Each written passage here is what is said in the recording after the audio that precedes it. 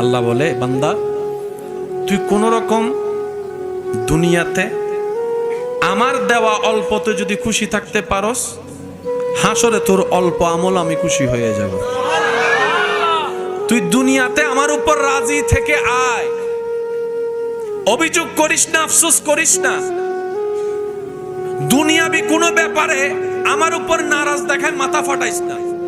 তুই আমি রবের সিদ্ধান্ত থেকে কোন রকম খুশি থেকে তুই কবরে ঈমানটা নিয়ে আয়।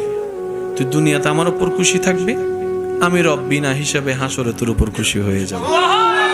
আর জান্নাত তার জন্যই যার উপর আমি রব খুশি হব। বলেন না সুবহানাল্লাহ।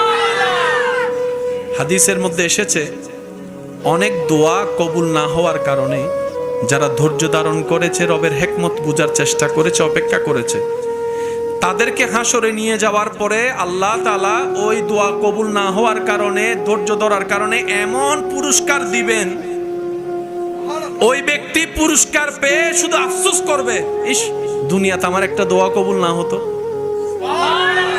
দুনিয়াতে যদি আমার একটা দোয়া কবুল না হতো, আজকে তো আমার নিয়ামত আরো বেশি হতো।